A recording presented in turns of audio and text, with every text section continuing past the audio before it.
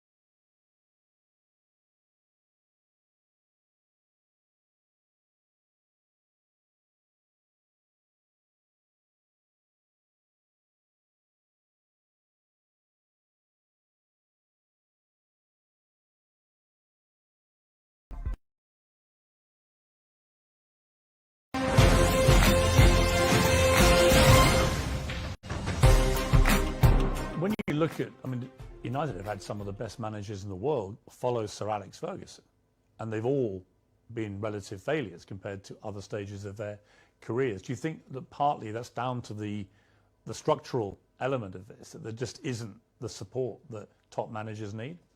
I don't know what's going on, but since the Sir Alex Ferguson left, I saw not evolution in the club. The progress was zero. For example, we have an interesting point that how the club as Manchester United, after Ole, they bring sport directive Ralph Rangnick, which is something that nobody understands. This guy is not even a coach. a bigger club like Manchester United bring sport directive surprised not only me but all the world. You know, Well, it was a ridiculous decision, wasn't it? of course, in my opinion, you have to be honest. If you're not even a coach, how you gonna be the boss of Manchester United? It's something that I should see that Manchester is not followed not the right way to reach successful like other teams, like for example Liverpool or Manchester City, Chelsea. They are one step behind or two because of this kind of mistakes. In my opinion, they should improve and change probably the staff or the people, the directives or presidents. I don't know who is the problem there, but since Did it show a lack of ambition to you when they replaced Ole Gunnar Solskjaer, who a lot of fans liked, but he obviously wasn't delivering the big titles that United wanted and were used to. But to appoint someone like Ralf Rangnick, I mean, I'd never heard of him. And I'm thinking if had you heard of him? No, of course not. You'd never heard of this guy? Nobody, and the people who I speak, nobody knew it. Who is him? Suddenly did you call him the boss? Of course, I respect. We have to call because he assumed the job. Regardless, all the coaches that I had in my career, I call them boss because if they assume the job, we have to call in that way. But in the end, deep inside me, I never saw him as a boss because I saw some points that I never agreed, and he stopped in the time as well. Because if you're not being a coach, the next 5 years, you're gonna lost the identity of to be a coach. So surprised me a lot. But in the same way, don't surprise me a lot because if you see the structures, they keep it the same. So the coaches didn't surprise me, but was a tough moment. What was extraordinary was very quickly after Rangnick took over, it started briefing journalists that you weren't pressing enough and that maybe it would be a good idea if you moved on from the club. And I'm like, who is this guy? And why is he saying this to the man who's scoring the goals? To be honest, Piers, it's something that I don't understand. It's the new coaches that coming around, they think they find the last Coca-Cola in the desert, which is I don't understand. The football there invents many years. So, but I respect any coach have a different approach, different opinions, different mentality, but kind of some points that you not agree. So I'm always like that in my life. I'm always been besides the best coaches in the world, Zidane, Ancelotti, Mourinho, Fernando Santos, Allegri. So I had kind of some experience because I learned from them. And when you see some coaches that they're coming, that they want to revolution the football, I not agree. I have my opinion. They agree or they disagree, but it's part of the business because in the end of the day, I'm in a club to win. And with my experience, I want to help, like always. And some coaches that don't accept. And, it's part of the job. Did he know what he was doing, Rangnick, or not? At a club like United? No, they don't. They knew with the club very well, but they don't know the dimension of the club inside, the history of the club, which is for me surprised me even more, which is when the soccer Ole Solskjaer, you should bring a top manager, not sport director. Did you think it was right to get rid of Solskjaer, or would you have kept him on? Well, it's not. I love Solskjaer. I think he was a top person because what I keep inside my heart, it's the heart of the persons, and Ole for me is a top person. Coach, of course, he wasn't. He didn't look for what he wants. It's hard to assume after Sir Alex Ferguson, but I think he did a good job. For sure, he need more time, but I'm never doubt that he's gonna be a good coach in the future. But it was a good experience. I was so pleased to work with him, even a short period. What about the younger players and specifically their mentality? Because it seemed to me, just from what I was reading, when you were originally at Manchester United as a young 18-year-old, that you had huge respect for the older players, the Keanes and these guys in the dressing room, and you would soak up their experience, their wisdom and so on. Did you get that same respect, do you think, from the younger players? I don't mean that they don't respect the experienced players or the oldest players. I don't think that word is the best one, but they live in a different era. I can see my kid, they have 12 years old. The mentality, they are not the same. They are not suffer that. What's the difference? The anger. I think the anger. I think that they have the things more easily. Everything it's easily. They don't suffer. And I think they don't care.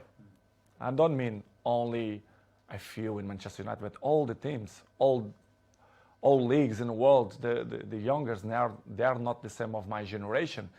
But we cannot blame them because it's part of the life, the new generation and the new technologies that avoid, they distract them for another thing. So, but they are not the same.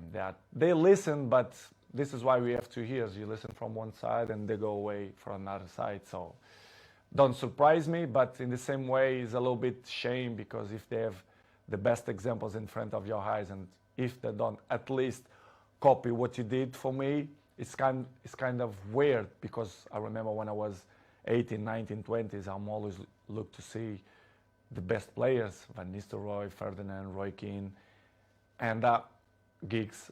This is why I have the successful that I have and longevity, because I take care of my body, my mentality, my head, because I see these guys and I learn from them. When you try and give advice to these younger players, what do you say to them? What do you try and guide them to be like? I think the best advice, I'm not the kind of guy to like to give advices. I prefer to be as example. Yes. Because I'm an example. I'm there every morning. I do the same stuff. I'm probably the first ones to arrive and the last ones to go out. I think the details speak for itself. So, because as I told you before, they listen one thing and in 2 minutes they already forgot and do it whatever they think it's better. This is why I say I like to lead by example. And some ones they follow me, not much, but see, I just find that incredible. That if I was a young footballer and I had Cristiano Ronaldo at my club, that I wouldn't want to spend every second watching him, listening to him, observing the way you go about your business. And yet, from what you're saying, clearly, they're not interested. They don't care. Some ones, yes, but most of them, no. But for me, it's not surprise me. Don't surprise me because they're not going to have longevity careers, in my opinion. It's impossible. It's impossible to see, for example, my generation, you see many players, they reach 36, 37, 38 in a high level.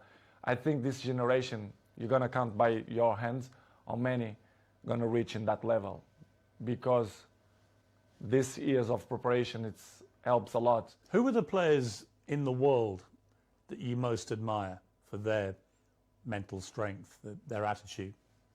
It's difficult question because I'm always can say what I see from my eyes. For example, if you tell me what I see, for example, in Manchester United, I can mention probably Dalot, Diogo Dalot. His example is young, but he's very, very professional.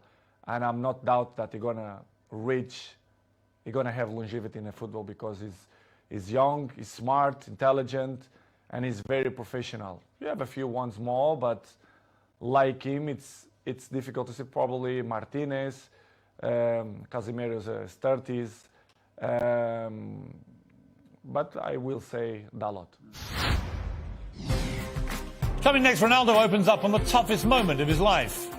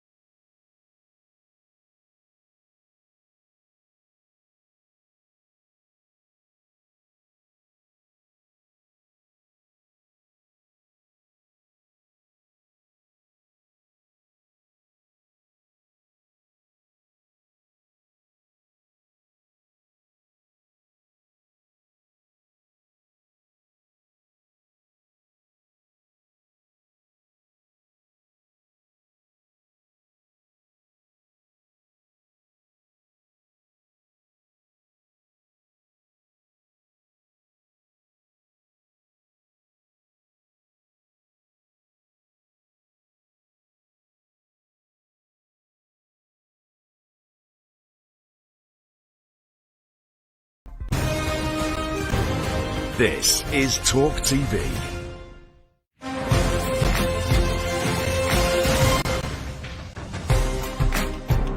So Rangnick's come then, it's your second manager, it's not working, the results aren't great. You're still scoring goals regularly for Manchester United. You're about the only one who is. But then you get hit by an awful episode in your life, probably the worst time of your life, where your partner, Georgina, she's pregnant with twins and is actually giving birth to these two babies. And your baby son doesn't survive. And I don't think I can imagine, I have 4 kids, you have a lot of children, you know, you can't imagine a worse thing to happen than to go a full term of a pregnancy, particularly for the poor mother in that case, but also for you. What was that like for you, that time in your life? It's probably the worst moment that I passed through my life since my father died. You know, when you have a kid, that you expect that everything will be normal, and you have that problem. It's hard, you know, as human being that I am. Me and Georgina, we had quite difficult moments because we don't understand why happened to us. Was difficult, to be honest. Was very, very difficult to understand what's going on in that period of our life. As you know, the football carry on. They are so fast, many competitions. The football don't stop. We have many competitions. And pass through in that moment was probably the most difficult moment that I had in my life. Me and my family, especially Gio, that was tough. She said she was giving an interview about the new series of her TV show.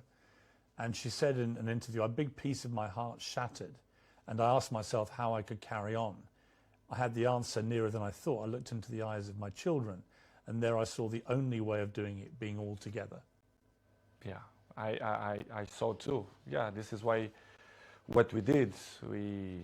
I grew up my family, especially Gio, and we had the difficult moments, but we said, listen, we have more kids. We have one that born, Bella, that we have to be happy too. I mean, such a difficult situation again, where you're mourning the terrible loss of your little baby boy, but also celebrating the birth of your beautiful daughter. I try to explain sometimes to my family and even my close friends. They say, I never felt to be happy and sad in the same moment. Yes. I never felt. It's hard to explain. So difficult. So difficult. You don't know if you cry or you don't know if you smile. Yes. Because it's something that you don't know how to react. You don't know what to do, to be honest. And of course, I remember very well that I look like, I don't know the word that to define what I felt in that moment, but it's crazy feelings, it's crazy emotional. But as I told you before, I have to hold that we had at least Bella, yes, which is the most important. One die and one survive, but it's difficult to explain. How did you explain it all to your other children? They must have been so confused about it. In the beginning, Gio arriving home and the kids start to say, where's another baby, where's another baby? Of course, Cristiano, I had conversation with him in the day, because he's 12 years old, he knows, he understands everything. And I had a nice conversation with him. We cried together in his bedroom, and he explained, and it's kind of, he didn't understand. He understand, but in the same way, he was a little bit confused. The other ones in the beginning, in the table, the kids start to say, Mom, where is the other baby, blah, blah, blah. And Gio, in the beginning, they start to say, because, you know, she had a little bit belly, because they had 2, it's hard process. And after 1 week, I say, you know, let's be frontal, let's be honest with the kids. Let's say that Angel, which is the name, they go to the heaven. It's better to say in that way. Yeah. And we start to use in that way, and the kids always understand when we had shots in the table and they say, "Daddy, I did this for Angel," and they point out for the sky, which is I say, and I like it the most because it's part of the lives, and I'm not gonna lie to my kids to say the truth, which was a difficult process, but in the same way, I become more father, more friendly of them. They become more close to his daddy, especially me with Georgine as well. Yeah, I was going to ask you that because these things they can make or break relationships because the grief can be so intense. It can drive couples apart or it can bring them closer. In my case, it was better in that way. I become more friendly of Gio. I was of course friend, but I see more lovely for her and for my kids, and I start to see the life with a different perspective. You understand, which is coming the point of, if you're gonna ask me for sure, the pre-season moments. Yes. For example, why I didn't go to the pre-season. Yes, I'm going to come to that. Yeah. But it was just to finish in that chapter was the most difficult moment. The last since my dad died, it was this moment that I passed through the last 6 months. Do you feel your son is with you in spirit? Do you feel that? For sure. His ashes is with me, like my daddy. They are here in Really? my house. Yes. It's something that I want to hold for the rest of my life. I'm not throw to the ocean or to the sea. I keep with me. They are next to my daddy. I don't know if you check. I have a small church down, and you do? Yes, I do. Like a little chapel? Yes, Huh? chapel, and I keep my daddy and my son. Do you talk to them? Yes, I do. I talk with them every time, and that they are in my side. They are, they help me to be a better man, to be a better person, to be a better father, and it's something that I'm really, really proud that the message that they send me, especially my son. Amazing.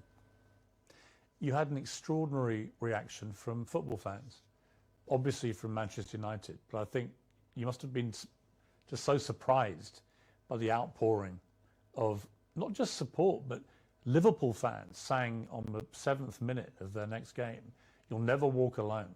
The cop, the great infamous enemy of Manchester United. What did you feel when you heard that? I never ever expect that. Never. I had the opportunity now to say, all English community, thank you a lot for that kind of that they had with me, not only Liverpool, but all England. I was at Arsenal when you played, and on the 7th minute, the whole crowd. I received a letter from the Queen family as well. Really? Yes, I do. Which is from the Queen herself? Or? Yeah, family. Yeah. And surprised me a lot. Offering their condolences? Yes. Wow. Unbelievable. This is why I say I respect a lot the English community, English people, because they've been very kind with me, and in that difficult moment of my life was spectacular. The way they treat me and my family in that difficult moments. I should say straight to the crowd and thank you to the all English community that helped me in that moment. When the Queen sadly died in September, you posted a very nice tribute to her. Was part of the reason because of what they had been like with you? Of course, they've been so kind of with me, and this is why I did what I did. But it was unbelievable moment. I'm never ever gonna forget that moment. You have a little girl, Bella. She's 6 months old now. Must be a great joy amid all that terrible sadness. Unbelievable. It was another member in the family. They are the shine of the house, and we are so proud. Me, Georgina, and all my kids. They are very, very proud for them. They are spectacular. A beautiful girl, and we are so happy. We are so happy. We are happy fathers. You're going to have more? I'm not thinking now thinking more kids. I think we done, but we never know. The future only God knows. But right now we want to have a break to enjoy these ones because they are little. Bella 6 and the rest they are 5 and Cristiano 12. we want to enjoy a little bit of these ones. Let's see the future. It's very difficult to play top level football at the best of times. It's a hard business in full public glare of millions of people watching. To have to go back and play after this must have been incredibly hard for you, even with your mental strength. How did you find that? Difficult, very difficult to play after that. But as I always have good support from my family, and Georgina told me, go to play, go enjoy, to do what you like to do. We're gonna help for you to forget a little bit the situation.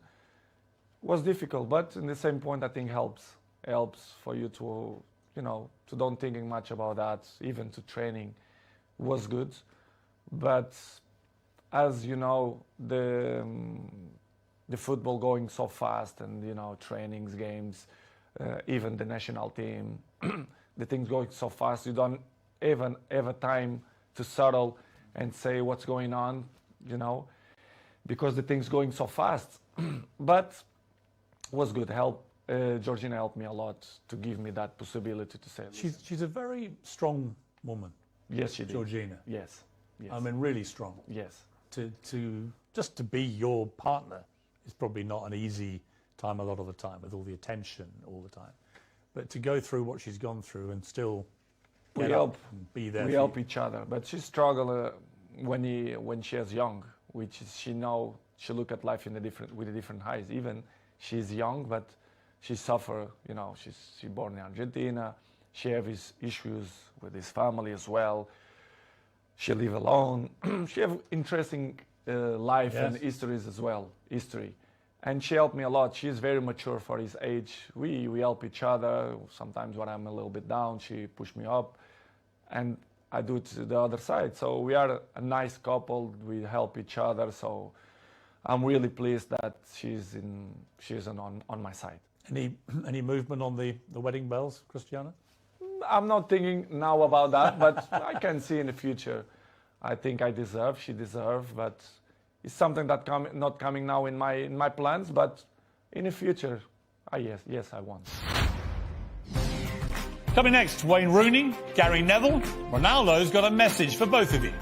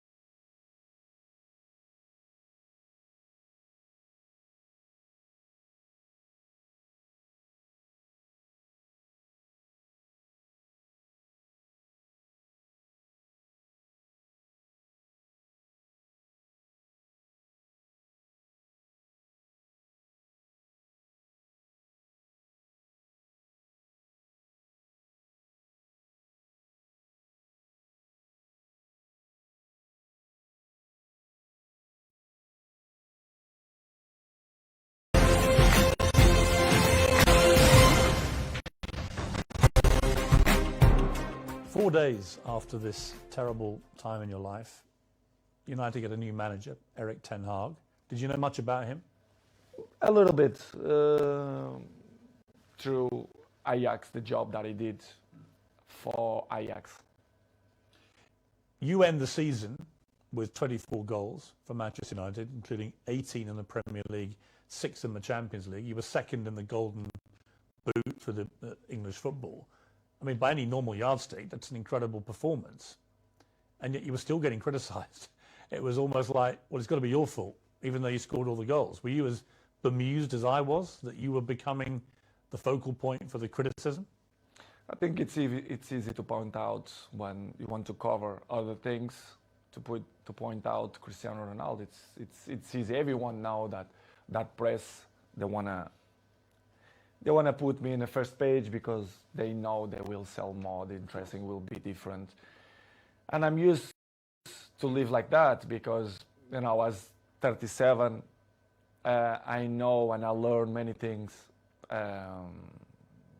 When you are in the down of the wave, when you are in the top of the wave, you don't realize and you don't see things that you don't see before, which is I appreciate, to have bad moments, to see which people is in your side, who criticize you more, because they're looking for that. They don't like to see successful people. The people only try to bring negativism. And I felt the last 4 or 5 months that not only for me, but even for my family as well, for Georgina, especially around the world, the press criticized me even more. Sometimes I don't understand why. Even Portuguese press, that they criticize me a lot. I don't understand, but I still believe that the jealousy is part of that. They want to cover many things that helps to shine other things. But listen, Piers, I know I'm 21 years in the top of the game, so I know how it takes. So for me, it's not a problem. It's hard when you are a little bit down to listen to this criticism. Do you read it all? Do you read newspapers? Do you read social media? A good thing that I have, I don't like to read because I know 90% of the times they lie. They are garbage. The press, they are garbage. Not all of them, but most of them. They don't say the truth. And they lie. They constant lie and they constant attack me and my family. They're always negativism against my family. Why I'm gonna read? Because I know they try to make me feel bad, me and my family, which is something hard to deal. But in the end of the day, I understand. But it's really, really hard. The problem you have is you're too famous. You are the most followed human being on Instagram. That you have, I just checked, 495 million followers.